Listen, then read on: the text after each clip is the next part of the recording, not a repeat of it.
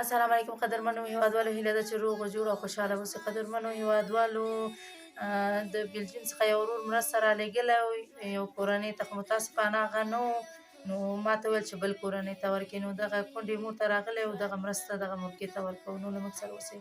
السلام علیکم. وعلیکم السلام. څنګه یې مورې، ښه یې؟ شکر دې د الله پسې ژوندی اوسې. ژوند زندګي سره څنګه یې؟ بس تېرېږي ژوند زندګي په کله هست و کله نیست. اوس هم هماغه خشاک ټولوئ؟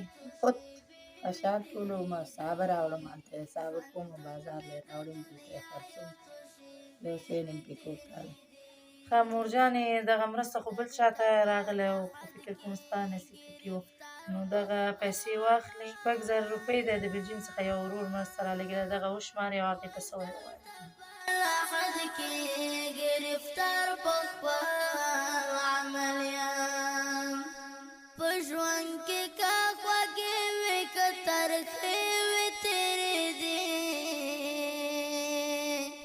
ژوندون مې د دنیا یو څو شېبې وې تېرې دي، ژوندون مې د دنیا 2,000. ښه، هغه ورور ته څه ویل غواړې چې دغه هغه مرسته؟ ورور ته ویل غواړم چې خدای دې ورته اجر ورکړي، هغې ته دې خدای دې دې یوازې یو په دوه ورکړي، الله دې غیبي ثواب کې سرخروی سرفراز کامیاب دې اوسي په هر میدان کې چې د غریبانو سره کومک کړي. هره ما ایرانه د ایرانو ناست یم، هلته صابه کومه، بازار ته یې وړم، خرڅوم، هغې باندې یو ډوډۍ دوه ډوډۍ پې کېږي، هغه ماشومانو له راوړم.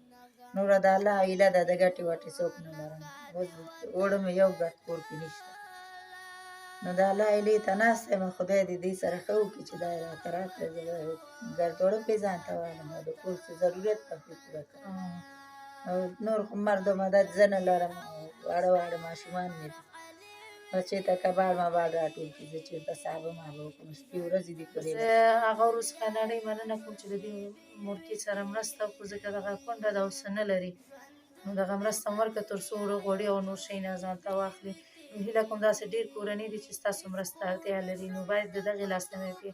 نو که چېرې غواړئ مرسته وکړي، نو زما د وټساپ شمېره ده 080 9 2 2 8 2 2 ژوندون مې د دنیا یو څو شېبې